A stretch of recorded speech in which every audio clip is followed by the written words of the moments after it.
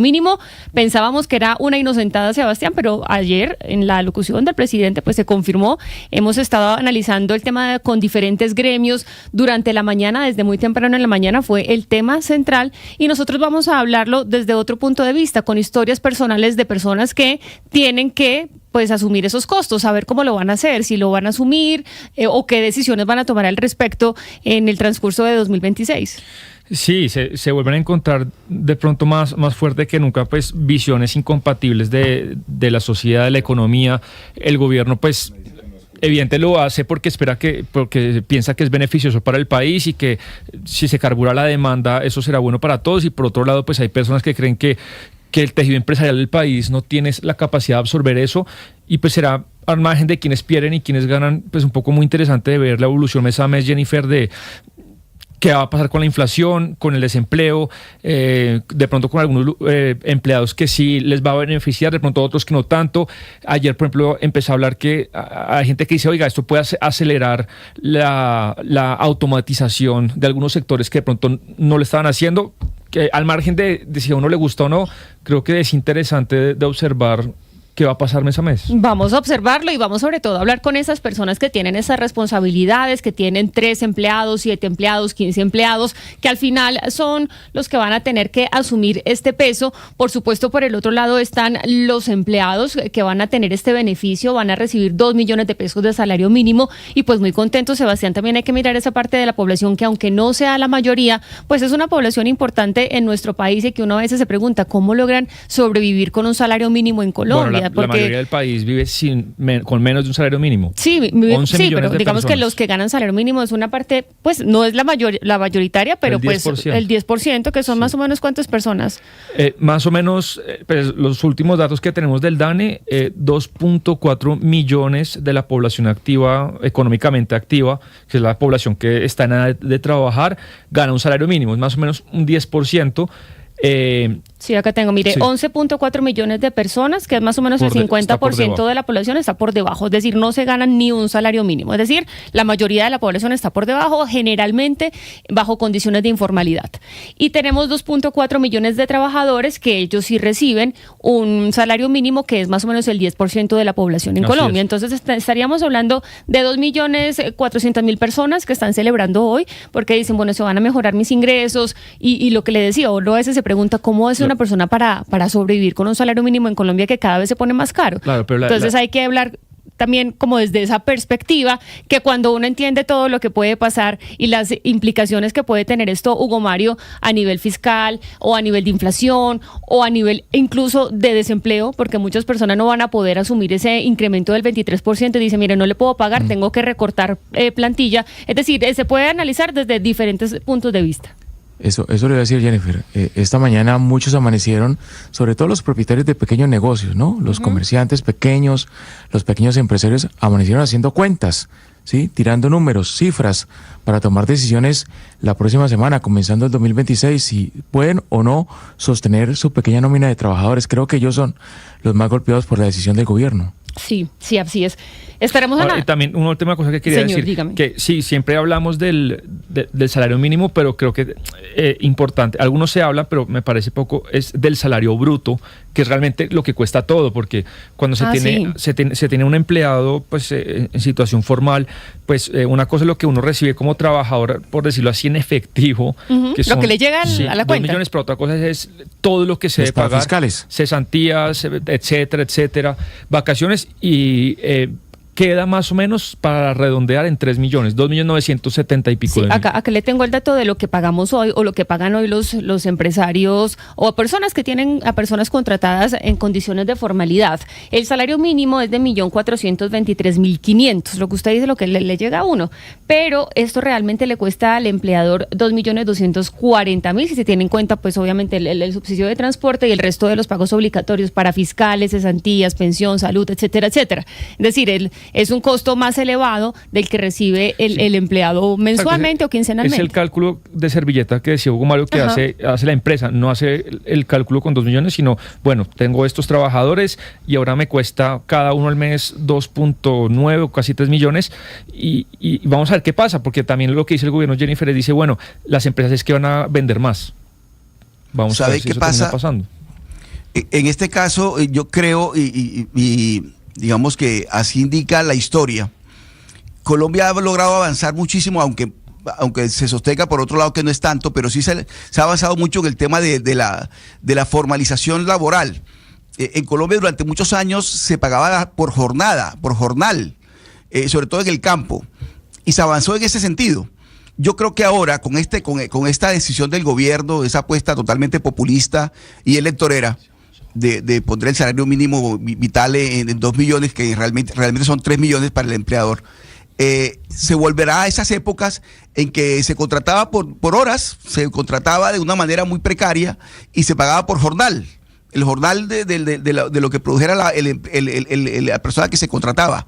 Es decir, vamos a volver a unos tiempos que ya habíamos pasado, sinceramente.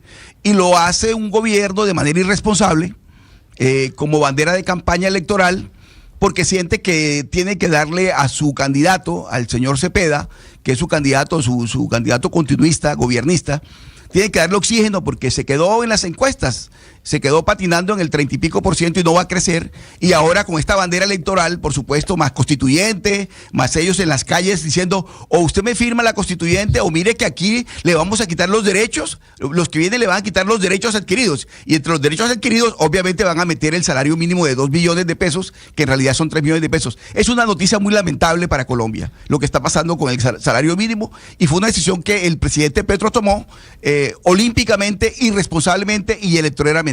Excepto para esos 2.400.000 colombianos que se van a ganar esos 2 milloncitos de pesos, y con la teoría del presidente que dice, bueno, si hay más gente ganando más plata, pues van a movilizar o a mover la economía porque van a tener más para gastar, para entender un poco la posición del presidente. Es que hay que producir la plata, o sea, por eso se habla del sector productivo. Es que la producción no cae de los árboles como las hojas. Hay empresas, hay industrias que son las que mueven la economía, son las que generan la riqueza y las que dan el empleo, no es el Estado. El Estado botaratas, gasta y gasta. Pero el sector privado es el que está siendo golpeado con estas medidas, y sobre todo las pequeñas y medianas empresas, de las que vamos a hablar más tarde, que tienen 15 o 10 empleados o 7 empleados, que están sacando números, como dice Hugo Mario en este momento. ¿Cómo voy a hacer yo para pagar esta nómina? Al margen de las acertadas o malas decisiones que pueda tomar este presidente, yo creo que la gran deuda, ahí no estoy de acuerdo con usted, la gran deuda de los últimos gobiernos, 20 o 30 años, es la informalidad laboral. Es que es escandaloso el número, no ha mejorado, digamos, llevamos estacionados en un piso de 55% de informalidad décadas, y estos son datos pues oficiales, es decir... Pero con esto no va a mejorar, bueno, yo no estoy diciendo que va a mejorar, pero usted dice que antes ha mejorado. Los datos de informalidad de Colombia en el mundo son escandalosamente malos. Y es culpa de muchos gobiernos que no quisieron hacer las reformas o las decisiones para que eso pasara, pero ya hemos estancados en 55% de informalidad desde los 90, o sea, el piso no se ha mejorado, entonces, digamos... Y de hecho, por eso no es tan buena la noticia del salario mínimo de este aumento del 23%, porque es que la mayoría de las personas están bajo la informalidad. Sí. Si estuviéramos hablando de un 50% de personas en el sector productivo que trabajan como formales, estaríamos diciendo, bueno, es una buena noticia, pero es que estamos hablando solamente del 10% que se gana ese salario mínimo. Pero mira, estábamos hablando justamente de las medidas que están tomando, y hace poco, Sebastián, le cuento, estuve en visita por allá en Pereira, y me decía uno de los porteros, y acá también en Bogotá me lo han dicho, que van a automatizar el tema de la seguridad privada, es decir, van a barrer un poco con el personal y van a poner puertas automáticas, cámaras de seguridad, justamente pues para tratar de sortear todos estos aumentos de horas extras, de horas nocturnas que tuvimos durante este año, y eso fue antes del anuncio del 23% de este salario mínimo. Porque hay que sumar la cuenta que van a hacer las empresas, es sumar el mínimo, pero también acuérdese que desde enero entra en vigencia ya la totalidad de los artículos de la reforma laboral. En enero. Sí, en enero. Entonces, sobre todo el tema de los recargos, que ya empezó desde el 25 de diciembre, entonces se suman las dos cosas. Que esto fue poquito a poco, ¿no? Y vamos a llegar a enero pues con los ajustes que dice la ley. Vamos a hablar con Raquel Garavito, ella es presidenta justamente de Fede Seguridad, que es esta asociación que representa a todo el tema de seguridad privada en Colombia, vigilancia privada también. Gracias, señora Garavito, por estar con nosotros. Bienvenida. Jennifer, Lucas, Sebastián, muchas gracias por la invitación a la mesa el día de hoy y por supuesto a todos los oyentes. Y cuéntenos ustedes, pues, ¿cómo van a hacer? ¿Cómo van a hacer con estos anuncios? Ya estábamos hablando justamente de los recargos nocturnos y horas extras que fueron modificadas durante este año, que en enero ya van a tener ustedes que haber cumplido el tope de esa ley de esos de requisitos, y ahora con el anuncio de un 23% de salario mínimo. ¿Cómo lo toman ustedes y pues cómo van a hacer para asumir esos nuevos costos del servicio de seguridad privada en Colombia? No, pues la verdad es que la noticia es absolutamente lamentable y como lo vienen adelantando ustedes, sí se va a generar, digamos, unos números que no son, no son favorables para el consumidor.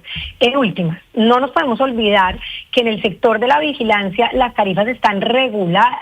O sea, esto no depende necesariamente de la oferta y la demanda.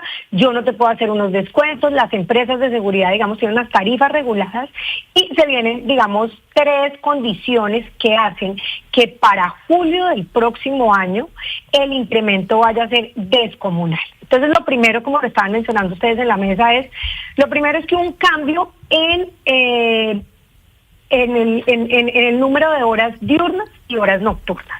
Entonces, ese primer cambio hace que se tenga un incremento. El otro cambio es la jornada laboral. La jornada pasó de 48 horas a 42 horas, de manera progresiva va a pasar a lo largo del año. Y lo tercero es lo que pues, pasó la noche de anoche, valga la redundancia, y es un incremento descomunal del salario. Entonces, ¿qué pasa? Con todos estos cambios que se han tenido en el último año, cuando uno va a ver el ponderado, estamos hablando que el incremento en materia de seguridad privada va a estar por encima del 30%. De hecho, estamos hablando más o menos alrededor del 31,5%, que esto implica que a hoy estamos hablando de cerca de 4,7 millones de pesos mensuales en un turno de 24/7 horas. O sea, ¿Y de cuánto estaríamos hablando? Eso es por el turno completo, que ¿cuántas personas lo integran? ¿2, 3? 3, ¿verdad? 3 personas. Ok, entonces cada persona, ¿cuánto estaría costando a un empleador? Entonces nos tocaría hacer la división, perdóname, pero ahí sí me cogiste fuera de base, es la división de los 19 millones de pesos dividido 3. Eso más o menos es lo que le cuesta. Entonces, ¿qué es lo que termina pasando? ¿Cuál va a ser la realidad de lo que pasa? Uno, o que el usuario decide disminuir el número de horas de vigilancia. Entonces, de pronto ya no tienes 24 horas, sino que tienes 18 horas o que tienes 12 horas de vigilancia. Esa es una opción. La otra opción que es terrible, que esa sí sería la peor de todos los escenarios, es que dejan de contratar la vigilancia privada, que pues es gente capacitada, que cumple con todos los requisitos de ley, y empezamos a contratar lo que llamamos los cuidanderos, que no están formalizados. Que no están regularizados. Es decir, le contratar a una persona que no está, digamos, dentro de una empresa y lo ponemos a vigilar nuestro edificio o nuestra cuadra, ¿es eso? Exactamente. Y la tercera opción es una que tú mencionabas ahorita en la introducción, que era la sustitución hacia la tecnología. Pero esto es relativo y no es tan real. Colombia todavía no está preparado para hacer una sustitución total, para hacer una migración total de la capacidad humana a lo tecnológico. Y además la implementación también es costosa. O sea, no es una implementación que tú puedas hacer de un día para otro. Entonces, realmente a lo que nos estamos viendo abocados es que vamos a tener una vigilancia, que las empresas de vigilancia no te van a poder dar unos descuentos, que las tarifas están reguladas. Luego, a quien se le va a terminar trasladando es al usuario. ¿Quién es el usuario? Las residencias, los comercios, los centros comerciales e incluso el mismo Estado. Entonces, en estos números a uno sí le causa, digamos, una pregunta: ¿de dónde va a sacar el Estado para cubrir este sobrecosto en el tema de vigilancia? Cuando necesariamente en los colegios tienes que tener vigilancia privada. Tú no puedes dejar las instituciones educativas sin vigilancia, tú no puedes dejar los hospitales sin vigilancia, tú no puedes dejar los puertos sin vigilancia. Entonces, ese mayor valor que lo va a asumir, bien sea el gobierno nacional o los entes territoriales, ¿de dónde va a salir? O sea, de entrada, no solo los privados, digamos, se van a ver enfrentados a un mayor costo. O sea, mañana la junta administradora del edificio le puede decir a los vecinos: miren, señores, nos va a tocar hacer un incremento del X% porque ya no nos alcanza para la vigilancia privada. y las empresas no te van a poder dar el descuento, pero también el gobierno y también los entes territoriales. ¿Por qué? Porque van a estar desfinanciados. Entonces, aquí tenemos una realidad que no es menor con respecto al tema de seguridad privada. Doctora Garavito, ayer cuando hablábamos y ya se empezaba a ver en el horizonte que podía ser el aumento del 23%, hablábamos de lo que podía suceder, por ejemplo, con las administraciones en los conjuntos residenciales, donde por supuesto pues un pedazo de lo que se paga la administración va justamente para el tema de la seguridad privada, y empiezan entonces muchas dudas. Y entonces aquí, ¿qué va a pasar? Una administración se puede subir más allá del IPC. Aquí por supuesto empiezan muchas cuestiones a la hora de ver qué va a suceder. Otro de los temas es, por ejemplo, cada vez se ve más, sobre todo en Bogotá y en ciudades principales, que se reemplaza al vigilante, por ejemplo, por una portería, lo que se le conoce como un edificio inteligente, que realmente a veces termina siendo bien complejo a la hora, no sé, de recibir un paquete, de que usted dejen algo en la portería. ¿Ustedes qué ven que puede empezar a pasar? ¿Qué tanto está ese fenómeno actualmente de reemplazar lo tradicional que tenemos, por ejemplo, por porterías inteligentes? Y a nivel de la cuota de administración, ¿esto está regulado? ¿Se puede subir entonces un 23%? ¿Ahí qué pasaría? Pues mira, la verdad es que esto ya se vuelve un tema macroeconómico de cada uno de los sectores. Nosotros en este momento lo que vemos y lo que está pasando en Colombia es que Colombia todavía no está preparada para la implementación de esta tecnología. Esta implementación requiere, digamos, unas adecuaciones en materia de infraestructura en cualquier, digamos que no necesariamente en un conjunto residencial, puede ser en una empresa, puede ser en un supermercado, que te toca hacer, digamos, unas sustituciones muy grandes, y hoy en día todavía el país no está preparado. Sí lo estamos viendo en algunos conjuntos residenciales, sobre todo en ciudades principales, en ciudades como Bogotá, como Medellín, como Cali, Barranquilla, ya lo empezamos a ver, pero es una migración que es paulatina. Eso es lo primero. Y lo segundo es que hay un tema que la tecnología no te sustituye, y es la comunicación que hay entre el sector público y el sector privado en materia de vigilancia y en materia de seguridad. Si bien la vigilancia privada y la seguridad privada no reemplaza al Estado, sí cierra la brecha de protección. No es lo mismo una calle donde tú tienes un vigilante en una esquina porque está, digamos, pendiente de un negocio, de un comercio, y en la otra esquina hay un edificio donde tiene un vigilante, a cuando tú vas por una cuadra que no tiene ningún tipo de vigilancia. Claro. Entonces, aquí hay una realidad que es muy compleja. Es que por un lado el gobierno no está invirtiendo en pie de fuerza, pero por el otro lado está debilitando al sector de la seguridad privada con 3 medidas en el mismo año. Entonces, estamos diciendo, bueno, ¿cuál es el juego? ¿Hasta dónde vamos a ir? Porque es un sector que realmente se está viendo muy afectado. Me queda una duda, señora Garavito. Los guardas de seguridad, esas personas que no ve vigilando los conjuntos residenciales, los centros comerciales, ¿son personas que ganan salario mínimo o eso es relativo? Digamos que hay algunos que ganan por encima del salario mínimo, depende. Este es un sector que tiene categorías. No todos los vigilantes tienen el mismo nivel de formación. Hay algunos sectores que te exigen, digamos, una formación especializada cuando tienes transporte de valores, cuando tienes, por ejemplo, puertos, aeropuertos. Entonces, dependiendo de la categoría, puede que haya algunos que estén por encima del salario, pero en términos generales, digamos, sí es una población que depende del salario mínimo. Pues señora Garavito, gracias por estar con nosotros y explicarnos cuáles son las implicaciones de esta decisión que tomó el gobierno nacional de aumentar el 23% del salario mínimo. Estaremos pues muy atentos a los cambios que ustedes puedan ir haciendo. Solo una pregunta, pero cortito, porque ya tengo al otro invitado conectado. ¿Estos aumentos no los podría asumir también, digamos, que los dueños de este tipo de empresas ganen menos al año, o sea, que recorten sus ganancias para no trasladar todo ese aumento a los, digamos, habitantes de edificios, a las cuadras o a los colegios? Es muy difícil porque el factor de producción de mayor porcentaje en el tema de vigilancia sí es el factor humano. O sea, el factor humano en las empresas de vigilancia es casi el 90% de los factores de producción. Entonces, cuando digamos que tu factor más importante es ese, es muy complicado reducir. Okay. Es muy complicado. Okay, es marginal. Uh-huh. Bueno, señora Garavito, pues feliz año y gracias por estar con nosotros. Gracias a ustedes por la invitación. Eso es interesante lo que usted decía, Jennifer, y el presidente le apunta a eso, ¿no? Esto es una medida de redistribución porque lo que debería pasar es que el capitalista va a ganar menos y el resto va para el salario, pero eso no siempre es tan fácil porque imagina una empresa que no es que quiera el capitalista quedarse con la ganancia, sino tiene primero un plan de expansión. Digamos, yo lo que voy a ganar no es para mi bolsillo, sino es para agrandar la empresa. A lo mejor doy más salario, sí, pero no agrando la empresa. Y lo otro que puede pasar es una empresa que está endeudada, que tiene que pagarle al banco. Entonces, pues al final no es como que el tipo va a ser más rico per se, sino de pronto la empresa tiene deudas, tiene intereses que pagar. Entonces, pues cada empresa es un mundo y verá cómo lo gestiona, pero no me parece que es tan simple como lo pinta un poco el presidente. No, es que es para que sean menos ricos. Bueno, las empresas tienen muchos retos que no necesariamente es llenar el bolsillo del dueño. Sí, pero siempre, yo creo que es válida esa pregunta, ¿no? Es decir, si usted como empresario tiene una ganancia anual del 30%, pues bájese al 25% para que no traslade todo ese aumento del salario, de las horas extras y tal.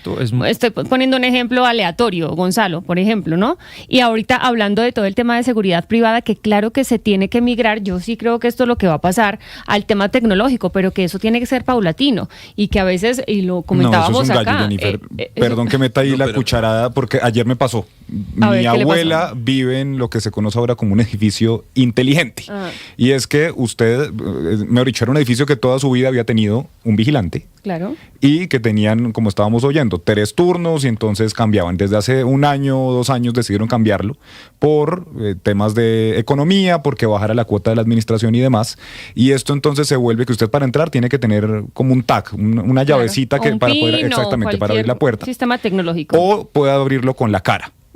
Pero entonces esto es un gallo si usted va de visita porque pues su cara no está registrada. Pero más allá de eso, por ejemplo, algo en lo que uno no piensa, si usted en este momento está aquí en el programa y le llega un paquete, le llega un domicilio, no hay quien lo reciba. Si no hay nadie en su casa, de malas porque no hay cómo hacerlo. Y no sé. Para recibir un domicilio, a usted le toca salir las 2 puertas, o sea, es realmente complicado y son cosas que uno en el momento no piensa. No piensa, pero yo creo, Gonzalo, que esto es más perjudicial o más complicado para las personas mayores, es decir, para nuestros abuelos, nuestros papás, que de pronto no están acostumbrados y les llega de sopetón esta nueva tecnología, acostumbrados a don Manuel, a don Leonardo, a don Arcadio durante toda su vida y ahorita les toca pues ir a marcar un pin y arreglárselas como puedan. Hay varias cosas que mencionar sobre lo que usted está debatiendo con Sebastián y yo no entiendo cuál es la necedad, con el respeto de quienes piensan así, de que en América Latina al empresario se le tilde de ONG o de organización de beneficencia. A ver, la persona que invierte dinero, digamos, se está invirtiendo para ganar capital. Si el capital que desea ganar es 30%, yo no entiendo por qué hay que satanizarlo. Esto amén de que no haya una especulación de los precios que estén dentro del mercado. Pero cuando usted dice, Jennifer, ¿pero por qué el empresario no se reduce la ganancia? Pues, ¿para qué se mete en un negocio? Eso por un lado. Y por otro lado, el tema de la automatización es que sí, si bien es cierto, tal vez no va a pasar de un segundo a otro.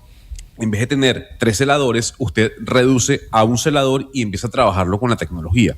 Lo que queda aquí demostrado es que un aumento tan drástico de el salario mínimo va a generar posiblemente un poco más de desempleo y 2, obviamente va a reducir o va a impactar también en la informalidad que decía Sebastián. Y también va a aumentar muchos servicios y productos que están indexados, es decir, que están estrictamente vinculados con el aumento del salario mínimo. Y estaba viendo algunas cifras, Lucas, Sebastián, Hugo y Gonzalo y Oscar, las viviendas de interés social que van a tener un aumento. Y sabe que las viviendas, digamos, más pequeñitas son las que van a tener un aumento más importante. Estaba viendo un cálculo que hacía la revista Cambio, justamente si lo podemos poner para que la gente que esté conectado con nosotros a propósito a través de Ditu o de YouTube, decía lo siguiente: en 2026, con este aumento del 23%, ese no es el gráfico, es uno negro de la revista Cambio, las viviendas de interés social hasta 135 salarios van a quedar en 236,37 millones de pesos. Esto implica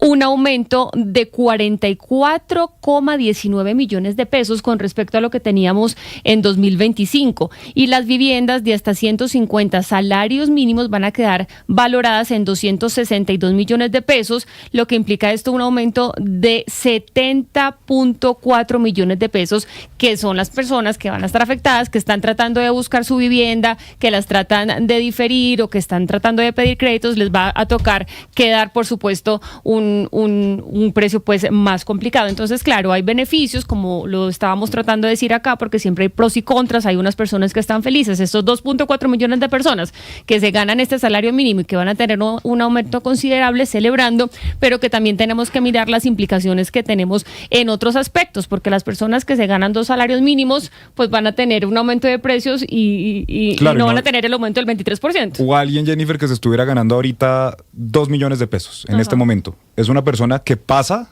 a ganarse el salario mínimo. De cierta manera, aunque bueno, hay que ver si está incluido el auxilio de transporte o no y demás, pero ahí está todo el tema. Y usted menciona, por ejemplo, la vivienda de interés social. Las multas, lo hablábamos ayer, cuando usted se mete al Código Nacional de Tránsito, esto está expresado en salarios mínimos diarios legales vigentes. Entonces usted los trámites notariales. Hay muchas cosas, aunque acuérdese que igual el gobierno del presidente Petro, y eso sí hay que decirlo, desde hace algunos años viene intentando desindexar algunas cosas. Pero, por ejemplo, las multas está expresado en salarios mínimos diarios legales vigentes. Entonces, hay la categoría E, que es la más alta, 30 salarios mínimos diarios legales vigentes. A manejar bien, a no cometer multas entonces, porque no, pues eso siempre lo hemos debido hacer, pero ese es uno de los temas que está ahí indexado tal cual, porque se expresa justamente en esos salarios. ¿Y sabe cuál otro complicado? El de los copagos y las cuotas moderadoras que uno paga para la EPS. Entonces, si le costaba 50.000, le va a costar, no sé, hay que hacer el cálculo, pero le va a costar más. O Jennifer, los independientes, por ejemplo, que uno cotiza con base en el salario mínimo. Claro. A esa gente también le va a dar durísimo este aumento. Y eso es caro. Exacto. Cuando uno como independiente o como proyecto le toca pagar su prestación aparte, eso es carito. Exactamente. Entonces yo creo que son muchos factores. Usted dice que mucha gente se beneficia y que hay que mostrar lo bueno y lo malo, pero yo creo que siendo objetivos son más las cosas negativas que trae este aumento. Pues vamos a preguntarle a otro sector, a un sector hotelero. Es Raúl Parra, dueño de una microempresa. Es Amílcar, que es el dueño de un hotel que se llama Saraya, que es en Cúcuta. Amílcar, gracias por estar con nosotros. Y usted tiene 14 empleados, ¿no? Muy buenos días y un saludo cordial. Sí, Hotel Saraya en Cúcuta es mi pyme familiar y yo tengo la oportunidad de gerenciarlo. Tenemos 14 empleados en este momento, así es. ¿Y hace cuánto tiene este hotel? Bueno, este hotel lo hace mi padre, que es un migrante libanés. Lo hace en el año 2001, digamos que es la fecha exacta en la que se apertura. ¿En 2006? En el 2001. Año 2001. Y entonces usted tiene 14 empleados, todos formalizados. Usted paga sus prestaciones, los parafiscales, salud, pensión, todo esto, ¿no? Sí, señora. Sí. Todas las prestaciones sociales, los parafiscales, incluso el sector hotelero, que es un sector que no para. Trabaja 24 horas al día, 7 días a la semana, 365 días en el año. Tenemos una alta concentración en los festivos, en los dominicales y en los recargos nocturnos que se han ido modificando desde, digamos que de que se ha planteado en este gobierno todo el tema de modificación laboral, ¿no? Que también tiene un impacto importantísimo sobre la carga salarial y prestacional de los empleados. Entonces, además de las horas extras y recargos nocturnos, que como hablábamos con la persona encargada de todo el tema de vigilancia en el país, usted también ha tenido pues que irse ajustando poco a poco en la nómina. Ahora tiene una nueva noticia que es el 23% de aumento en el salario mínimo. ¿Qué va a hacer usted en este 2026 con esos 14 empleados que están a su cargo? Bueno, para nosotros es un impacto muy fuerte, la verdad. Yo lo decía en un comentario que hice a través de X, que el impacto que ha hecho las medidas de este gobierno, lamentablemente, para el sector es casi que irreversible. ¿Por qué? Porque primero que todo tenemos la reducción de la jornada laboral, que se ha ido gradualmente disminuyendo. En junio de este año ya van a ser 40 horas a la semana. Si a eso le sumamos que el recargo nocturno va a ser a partir de las 7 de la noche con un 35% adicional por hora. Como lo decía, los hoteles no paran, el área de alimentos y el área de bebidas, por ejemplo, para brindarle a los usuarios el mejor servicio posible. Si le sumamos un tema que también está expuesto en paralelo a lo laboral, que es la sobretasa a la energía del 20%, que ya se viene cobrando a partir del año 2025, es un impacto fuertísimo sobre los costos de operación del sector hotelero, y ahora le sumamos este 23%, pues nos pone en una sin salida que hay que analizar de fondo. Inicialmente pues intentaremos subir las tarifas para ver si el mercado responde de manera idónea y podemos compensar con ingresos esa carga además que se va a dar. Para el caso de Cúcuta, porque todos los escenarios de la ciudad son distintos, en paralelo tenemos que decirlo con total sinceridad, y es que la ocupación hotelera de este año 2025 ha sido de las más bajas del país. Estamos por debajo del 40% en términos de ocupación a nivel de Cúcuta, y a nivel de norte de Santander cerca del 36%, y con una de las tasas de pago por habitación más bajas del país también, cerca de 200.000 pesos en promedio por alcoba.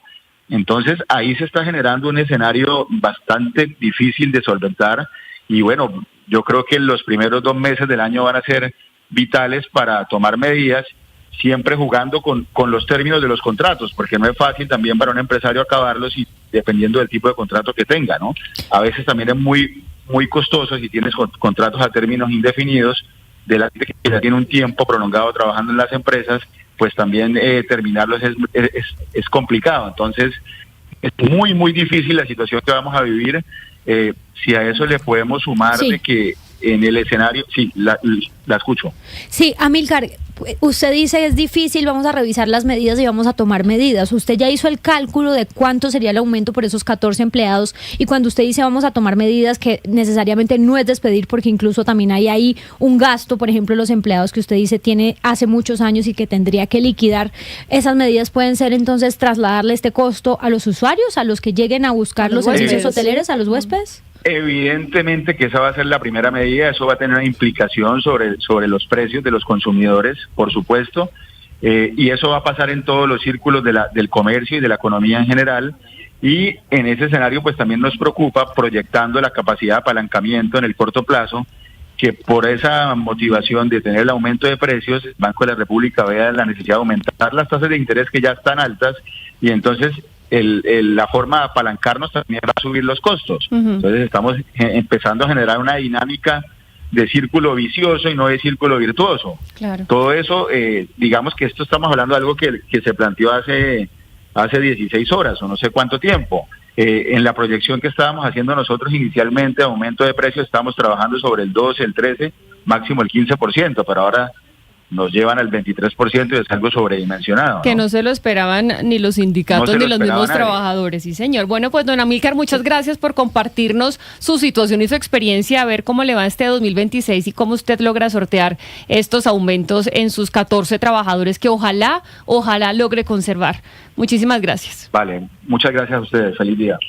Pues está complicada la situación y casi todos los aumentos van a ir, o los recargos van a ir a los usuarios, o a los que consumen los productos, a los que consumen los servicios, etcétera, etcétera. En este caso, a los huéspedes del hotel. El presidente Gustavo Petro dice que lo que va a pasar es que la gente entonces va a empezar a consumir más, pero a mí sí me preocupa, Jennifer, que muy por el contrario, pues los aumentos también desbordados, pues lo que creen es como esa inflación que es muy grave, pero además que la gente sí deje de, por ejemplo, si se sube el hotel, entonces ya decide no viajar y empiecen más bien las empresas a reventarse porque no dan.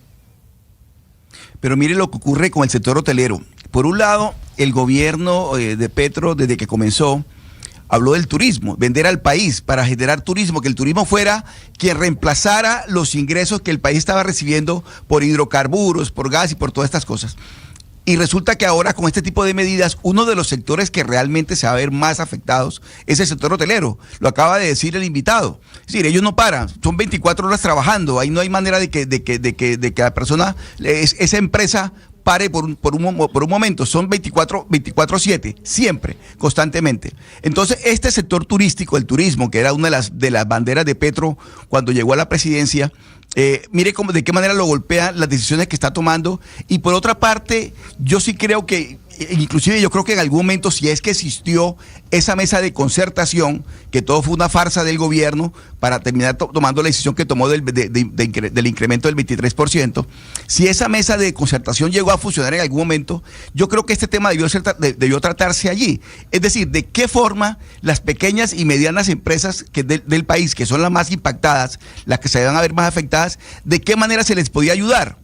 consideraron de pronto el tema de los impuestos? Bajarle los impuestos, No se puede porque es que bajar está igual que todo el mundo, están exactamente igual que todo el mundo. Entonces, un pequeño y mediano empresario que tiene que pagar los impuestos que tiene que pagar para sostener una empresa, ¿de qué forma el gobierno pensó ayudarle a este sector de la economía del país, que es la que más se va a ver afectadas? El 90% de las empresas del país son pequeñas y medianas empresas. Entonces yo creo que este tipo de cosas definitivamente lo que demuestra es que Oscar, la conclusión no puede ser distinta, no puede ser diferente. Fue un error total, una decisión tomada, pues, lo repito, de manera arbitraria, populista, electorera. Y mucho me temo, Oscar, que va esta medida a disparar la informalidad. Es que escuchábamos al propietario del hotel y seguramente como él, otros comerciantes muy pequeños, propietarios de restaurantes, de pequeños negocios, van a dejar de vincular gente mediante el contrato formal, contrato laboral, y seguramente van a acudir a personal ocasional, ¿no? A los contratos por horas, por jornadas, a pagar sin prestaciones sociales. Creo que esta decisión va mucho, me temo, a disparar la informalidad en el país. Es un riesgo inminente que se aumente el tema de la informalidad. Pero mire, como le decía, hay unos que sí están viendo esto con buenos ojos. Doña Daisy Hernández es una de esas personas que está celebrando este aumento del 23% en el salario mínimo. Ella es una trabajadora del servicio doméstico. Nos dice, mire, nosotros estamos de vacaciones, pero yo sí les envío un audio contándoles pues por qué estamos contentos. Escuchémosla. Hola, buenos días. Mi nombre es Daisy Hernández. Soy trabajadora del servicio doméstico. Mi salario mínimo lo distribuyo de la siguiente manera: en arriendo, transporte, alimentación, muchas otras cosas en el ámbito educativo.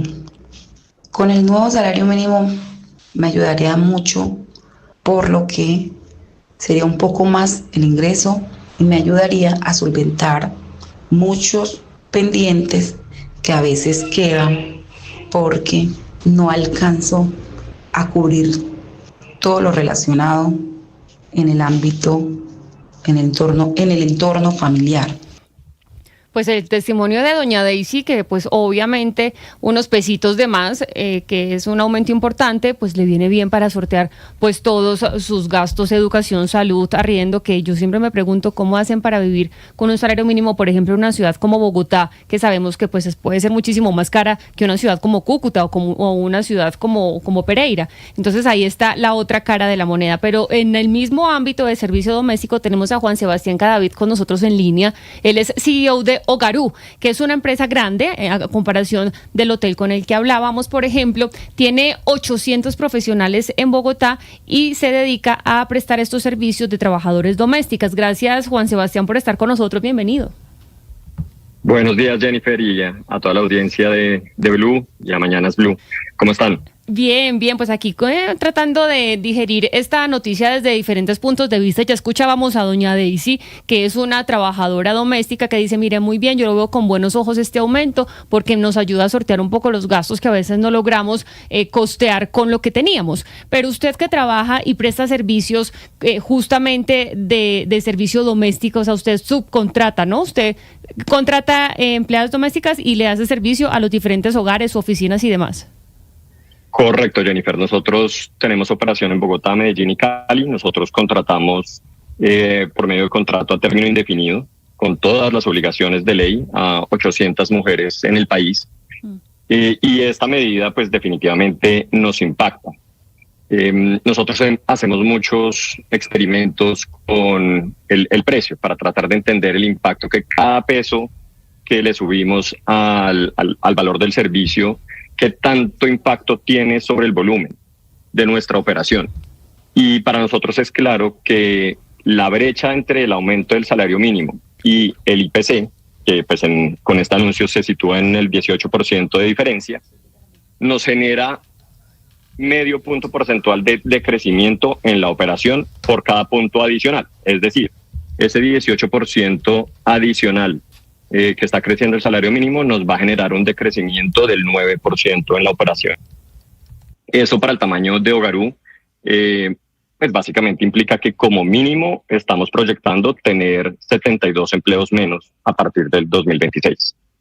Es decir, Juan Sebastián, que digamos, usted escuchó el audio de la señora Daisy y la señora Daisy pues, está contenta porque ella dice, bueno, me voy a ganar más y tal.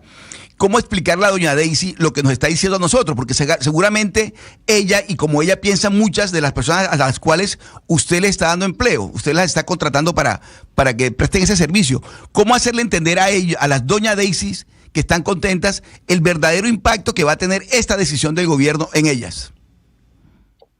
Para mí es sencillo. Quienes estén en el sector formal, en el empleo formal, van a estar mejor. Las profesionales de Hogarú que cuentan hoy en día con el empleo van a estar mejor de entrada porque van a ganar más.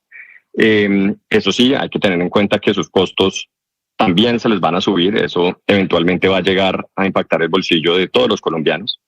Pero lo que es importante para personas como doña Daisy que veíamos antes es saber que no va a haber nuevas oportunidades de empleo.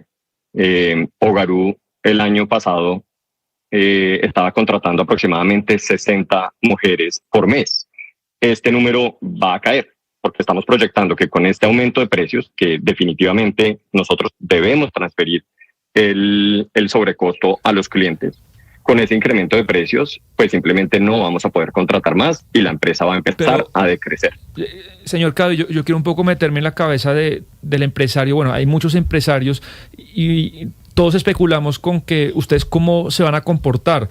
El primer reflejo del empresario ante estas cosas es ¿qué? Es ver su deuda, ver si reduce los costos, no sé, o depende de cada sector, o es muy difícil, pero el primer reflejo del empresario cuando llegue este tipo de momentos ¿es ¿cuál? Transferir el costo al cliente. En el caso particular de Hogarú es lo primero. Tengamos en cuenta que el costo de Hogarú es principalmente el costo de nómina. Nosotros, más del 90% de nuestros costos se va en la nómina, en las prestaciones sociales de nuestras trabajadoras.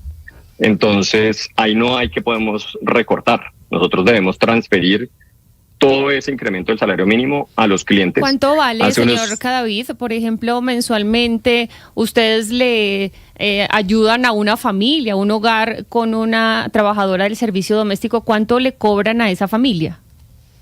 En el 2025, un día de servicio costaba 165.950 y ya definimos los precios para el próximo año, quedó en 199.950. Y perdón, le pregunto, 165.000 un día, ¿y cuánto le pagan a la empleada? Nosotros pagamos todo lo que es de ley, pues que hay que sacar la cuenta de los 2.974.000 que ahora quedó el salario mínimo cuando uno tiene en cuenta todas las prestaciones de ley por día. Eso es más o menos, mal hechas las cuentas, 100.000 pesos. Adicionalmente, en Hogarú tenemos un plan de beneficios que incrementa el pago de las profesionales en más del 30%. Beneficios que para ellas son importantes porque obviamente va a su bolsillo, pero para nuestros clientes también son importantes porque son los beneficios que aseguran la calidad del servicio. Tienen compensación por llegar a tiempo, por hacer el servicio con calidad, por permanecer mucho tiempo con los clientes, que son pues, valores agregados que nosotros les ofrecemos a nuestros clientes. Entonces, ese sobrecosto pues también se nos va a subir con el salario mínimo. Sí. ¿Quedarían cuánto? ¿Me recuerda, señor Cadavid? Para el 2026, un día 199.950. Sí, casi 200.000 pesos. ¿Qué incluye el servicio por ese día? Nuestro servicio hoy en día son, aquí tengamos en cuenta que la reducción de jornada laboral también nos va a impactar en julio del 2026, pero hoy en día son 7 horas y 20 minutos de servicio en donde se hace aseo general de los hogares, limpieza pues de baños, cocina, lavado de ropa, planchado, inclusive cocina básica ofrecemos. Digamos, el servicio usual de una trabajadora doméstica. Pues Juan Sebastián Cadavid, gracias por explicarnos un poco este mundo. Ustedes pues son una empresa considerada grande porque tienen 800 trabajadores y ya nos dice vamos a cortar 72 puestos de trabajo para 2026 justamente por estos aumentos, que es un golpe importante para este sector en Colombia. Pero bueno, estamos atentos a cómo les va en este nuevo año con todas estas modificaciones salariales que ustedes están teniendo que asumir. Gracias, Jennifer. Y a todos un feliz día. Adiós. Mire, Jennifer, a propósito de lo que nos estaba contando el señor Cadavid y del audio de la señora Daisy, a la señora Daisy también hay que decirle que obviamente esos 2 millones de pesos, cuando ya comience a funcionar el incremento, crece todo, crece el transporte, crece la canasta familiar, es decir, ese 23% inmediatamente se va a reflejar en lo que ella va a tener que gastar. ¿Sí me explico? Es decir, puede estar muy contenta, como mucha gente está muy contenta, usted lo dijo también en el comienzo del programa, 2.4 millones de personas están felices porque van a ganarse 2 millones de pesos, pero ese incremento inmediatamente se va a reflejar en los gastos que va a tener la persona, en la canasta familiar, el transporte, los útiles de aseo, todo lo demás igual, eso no tiene ningún problema. Pero lo que me pone a pensar a mí de lo que estaba diciendo el señor Cadavid, Jennifer y amigos de la mesa, es que el señor Cadavid es uno de los ricos, entre comillas, de los ricos de los que habla Petro. O sea, este señor es un empresario rico que tiene que dejar de ganar, porque según las cuentas él gana mucha plata, tiene que dejar de ganar para contribuir a que las cosas mejoren. No ganan mucho. El margen de utilidad no es que sea tampoco una cosa extraordinaria. Entonces usted no puede estrangular el sector productivo. Usted no puede partirle el espinazo al sector productivo. Está bien, todos queremos ganar y todos queremos ganar mucho y ganar bastante y ganar bien, pero eso tiene un costo y un gobierno responsable tiene que pensar exactamente en el costo que tiene ese tipo de decisiones, no solamente en la próxima elección, porque tengo que poner un presidente y un Congreso que me ayude a seguir con unas políticas. Tiene que ser responsable en el manejo de la toma de decisiones. El señor Cadavid es uno de los ricos que tiene Petro en la cabeza, Oscar, metidos, diciendo que es que esta gente tiene que sacrificarse para que los demás estén bien. Yo creo que las cosas no se toman de esa manera, porque el impacto que tiene esas medidas en un sector de la población son muy fuertes. Eso se traduce en desempleo, se traduce en informalidad, se traduce en precariedad laboral. Sí. Eso tiene un costo muy alto. Pero también hay algo que hay que destacar que dice Oscar, Jennifer, y es esa falsa dicotomía de que, bueno, yo agarro el salario y con el 23% no voy a sentir un golpe en el bolsillo. Pasó en Venezuela por mucho tiempo. Hugo Chávez utilizaba la retórica de la inflación, sobre todo la inflación culpando al sector privado, diciendo que era especulativo y que por esa especulación había tal inflación en Venezuela que él utilizaba ese recurso para el aumento de salario y digamos que equiparaba las tasas, no sin antes ver que una vez él aumentaba el precio o el monto del salario mínimo, los precios se disparaban y la inflación interanual en Venezuela rondaba más o menos el aumento del porcentaje que él anunciaba del salario mínimo. Gonzalo, mire, para que usted me explique, pero es que lo que usted está diciendo después del anuncio del presidente, en redes sociales todo mundo, desde congresistas hasta ciudadanos comunes y corrientes, estuvieron haciendo la comparación entre Hugo Chávez y Gustavo Petro. Escuchemos lo que decía Hugo Chávez hace unos años y usted nos va a decir si están atinadas esas comparaciones o no. Ahora bien, el salario mínimo a partir del 1 de mayo decreto su incremento en un 30%. 30%. Firmo el decreto. Cúmplase, señor vicepresidente y ministro. 30%. Firmado. Ayúdame, Silvia, por favor.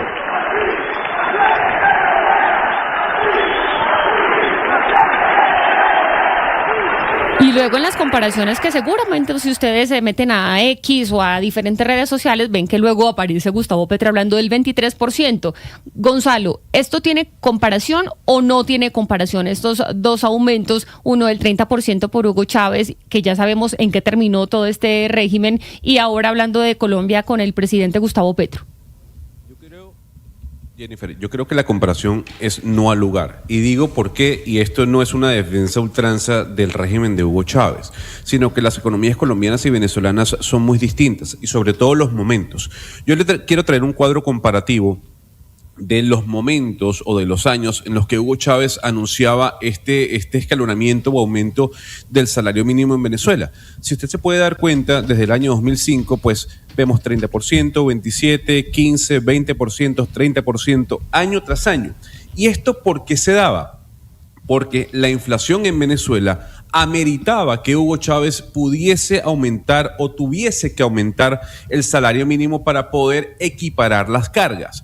Pero no se daba cuenta que al momento en el que Hugo Chávez anunciaba el incremento del porcentaje del salario mínimo, los precios se volvían a disparar y generaba ese porcentaje de inflacionario interanual que al año siguiente tenía que ser opacado por el salario mínimo. Entonces, lo primero es entender, la inflación en Colombia no ha sido cercana ni siquiera a la inflación de Venezuela durante las épocas doradas de Hugo Chávez, que fue del 2005 al 2011 más o menos, que los commodities estaban disparados.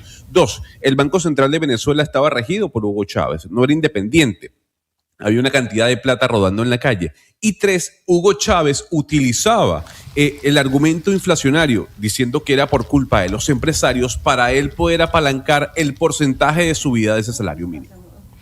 Sí, no, totalmente de acuerdo con Gonzalo. A mí me parece pues, muy de mala fe equiparar las mismas situaciones y por más de que haya gente que si hay puntos muy cuestionables de lo que ayer hizo el presidente, pero Colombia tiene un banco central independiente, Jennifer, eso es una realidad y es algo que creo que la mayoría de los colombianos lo aprecian viendo las encuestas, como el Banco de la República está bien valorado, es gente seria, el 90% de ellos que llegan con una trayectoria muy importante. En Venezuela el Banco de la República o el Banco Central era caja menor del chavismo para, gastar más y está supeditado al presidente. No es el caso colombiano y me parece que es un error comparar los dos países. Sí, totalmente. Entonces, totalmente. La comparación no ha lugar, como decía nuestro compañero Gonzalo Lázari, que es venezolano, que conoce, pues por supuesto, todo lo que ha sucedido en su país y que acá, pues obviamente, en medio de estos anuncios que tomó por sorpresa incluso a los mismos trabajadores, pues obviamente comienza a aparecer nuevamente, porque esto ya ha pasado, las comparaciones entre Gustavo Petro y Hugo Chávez. Vamos a terminar esta ronda sobre las implicaciones que va a tener para los pequeños empresarios, para los medianos y grandes empresarios, pues este aumento del 23%. Finalizamos con Raúl Parra. Él es dueño de una microempresa que se llama ToConnect y que tiene 7 empleados de nómina y además 3 por prestación de servicios. Gracias, Raúl, por estar con nosotros. Bienvenido. Buenos días a todos y a todos los oyentes de Blue Radio. Primero cuéntanos qué hace su empresa, qué hace ToConnect. Pues nosotros ofrecemos un servicio de alquiler internet para los eventos, los conciertos en Colombia, por toda Colombia, y pues nosotros por lo tanto trabajamos mucho en lo que es la jornada de la noche para todos los conciertos, o claro, la mayoría de los conciertos que se hacen en Colombia. Entonces usted también está teniendo que pagar un poquito más por estas medidas que comenzaron a aplicarse en 2025, que terminarán de instaurarse en 2026, de horas extras y horarios nocturnos. Y ahora con este 23%, ¿cuál es su medida? ¿Usted qué va a hacer en 2026 con estos 7 empleados de nómina que tiene y con estos que tiene 3 por prestación de servicios? Sí, nosotros a inicio de año habíamos aumentado de 5 a 7 los contratos que fueran de nómina por querer apoyar al empleado, que sintiera con mayor seguridad, ya que para nosotros pues también es muy importante que el empleado se encuentre feliz, pero finalizando justamente años y antes de saber la noticia, estábamos justamente tomando la decisión de volver a recortarlo, porque pues los eventos no son todos los días. Ustedes saben que los eventos puede ser 2, 3 veces al mes, pero todas estas horas nocturnas, todo el proceso que estaba gestionando los gastos adicionales, sin tener en cuenta incapacidades y eso, está generando unos costos muy elevados a la empresa. Entonces, como nuestro servicio es de internet, no nos queda tan fácil subir precios a nuestros clientes. Nosotros no podemos venir y decir, bueno, ahora vamos a cobrar un poco más, porque digamos que es muy fácil que se vaya a la competencia. Entonces habíamos comenzado a tomar la decisión de ahora comenzar a irnos más un poco por prestación de servicio y que fuera la necesidad. Entonces ahora esperemos ver qué va a pasar en el 2026, pero lo más probable es que vamos a tener que comenzar a cambiar, que ahora de nómina sean 2, 3 personas y que todo lo demás sean prestación de servicio. Claro, pues las medidas que tienen que tomar los empresarios. Gracias, Raúl, por comentarnos un poco cuáles son las medidas que van a tomar en 2026 para poder asumir pues estos cambios de los que estamos hablando desde ayer. Gracias. Para servirles. Buen día. Entonces tenemos, me sorprendió el dato de los 72 personas que van a quedarse sin empleo en el tema de trabajadores de servicio doméstico. Y también entonces ahora hablamos, Sebastián, de cambio de contratos. Ellos tenían 7 empleados por nómina, que al final es una seguridad, es un colchón que uno como empleado tiene. Ahora vuelven nuevamente a estos contratos por prestación de servicios. Que hay un dato que creo que hay que prestarle mucha atención a ver cuál va a ser su evolución, y es los contratos o los empleados formales del sector privado, que es algo que se aspira a que casi todo el mundo pueda tener, porque hay muchos empleos o independientes o informales o los públicos, que no necesariamente muchos en los públicos pues son útiles. Entonces vamos a ver si los empleados formales del sector privado van a crecer o decrecer, que son los de mejor calidad, son los que le pagan a usted todos los derechos y son los que, lo que usted dice, muestran cierta estabilidad. Sí, sobre los restaurantes, Jennifer, alguien me hace caer en cuenta de lo siguiente. Obviamente se van a disparar los costos de nómina de los restaurantes, incluso los pequeños, y eso va a hacer que suba el costo del corrientazo o el almuerzo ejecutivo. ¿Y quién compra casi que a diario almuerzo ejecutivo o corrientazo en nuestro país? Pues el trabajador que gana el mínimo o menos del mínimo. Así que eso también va a impactar, y no es un dato menor, el bolsillo de los ciudadanos. Las notas que uno hace a principio de año siempre son cuánto cuesta ahora un corrientazo, porque ahí uno va midiendo, por supuesto, la economía. Mire, para finalizar, eso también se ha tocado, Lina, en caricaturas. Ajá. Entonces acá me encontré con una caricatura que salió en Publimetro, que es de un caricaturista que se llama Exxan, que la cuenta es un caricaturista justamente. Sí. Entonces ahí lo están viendo. Los que se ganan el salario mínimo, y ahí hay un muñequito pues súper sonriente con la flechita ascendente del 23%. Pero luego uno sigue pasando y dice a quienes les pagan entre 2 y 4 salarios mínimos. Y hay un muñequito ¿qué expresión tiene, Lina? Mire, es un muñequito que quedó como aburrido. Y si me permite, yo le hago ahí una acotación que me hacía, digamos, ayer que estábamos buscando nosotros desesperadamente microempresarios, empleados, gente que nos hablara, y me dijo Edison Abreu Salinas.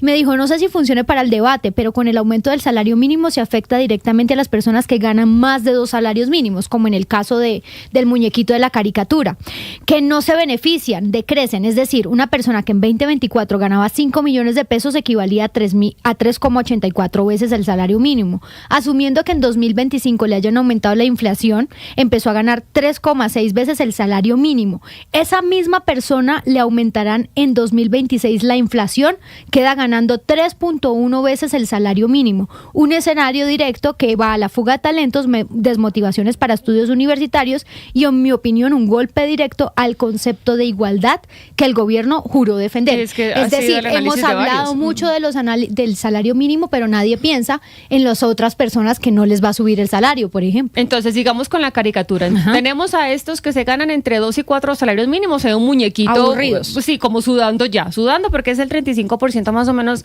de la población colombiana. Los que trabajan por prestación de servicios, ya hay un muñequito pues con el dolor en el alma, ¿no? Ya se ve llorando este muñequito. Por lo que hemos dicho de la cotización que va a aumentar, entonces lo que se va a pagar como independientes, que es con base en el salario mínimo, pues sube también. Claro, ya dice, acá en la caricatura dice, incluyendo los 64,000 contratistas del gobierno, que ahí están. Ahora, otro muñequito, los dueños de pymes, que más o menos son los que hablamos mucho. Ahí hay un muñequito con gorra, básicamente pues ya destrozado, porque es el 90% de los empresarios, y los informales, que es el 50%, y ahí está el muñequito pues en un mar de lágrimas, literalmente como lo dibuja este caricaturista. Es un poco el resumen en caricaturas de lo que estamos hablando. Es muy grave, Jennifer. Yo creo que a los informales, ¿quién piensa en los informales? Porque, por ejemplo, listo, a los que les sube el mínimo, si suben los productos, va a subir la canasta familiar, va a subir el correntazo, ya lo decía Hugo Mario, van a subir los servicios. Pues claro, el que le subió el salario mínimo, perfecto, pero los informales no van a tener cómo pagar ese aumento, porque a ellos nadie les va a subir. La situación se ve color de hormiga. Oscar. Es una clase media, ese muñequito triste y aburrido que está allí es una clase media que tiene unos ingresos muy limitados, casi siempre trabaja, hay 2 ingresos en el hogar, el señor trabaja, la señora trabaja, tienen una muchacha que les presta el servicio doméstico y demás. Esa caricatura, entre comillas, ese personaje que está allí, es el que más va a padecer esta decisión del gobierno de Gustavo Petro, porque realmente el mínimo, el que se va a ganar el mínimo, pues va a pasar a ganar de 1 millón y tanto a ganar 2 millones. Pero esa clase media que se supone que que se iba a beneficiar con este gobierno del cambio, va a ser de las que más va a sufrir, pero también la clase menos favorecida, los pobres, también van a sufrir mucho porque no va a haber manera de formalizarse, que es lo que es la aspiración laboral de todos, claro. Tener un contrato formal que le permita prestaciones, vacaciones y demás. Eso va a ser, esa ilusión va a ser cada día más lejana en la medida en que los gobiernos, o particularmente el gobierno de Petro, toma este tipo de medidas. Una clase media muy afectada, terriblemente afectada, porque con los que hemos hablado hoy casi todos son clase media, y una clase pobre que cada vez menos va a tener la posibilidad de formalizarse, que es la ilusión que tenemos todos en la vida laboral. Sí, son las 11 de la mañana, 38 minutos.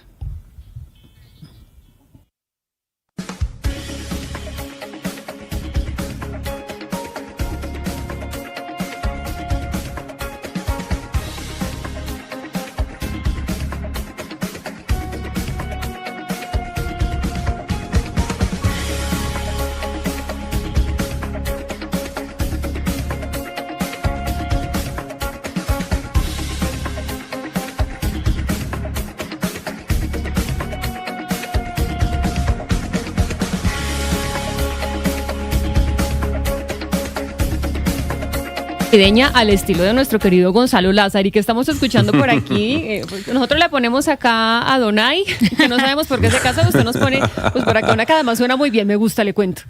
Pues, a ver, Mele Caliquimaca es una canción clásica sobre todo en los Estados Unidos, es una canción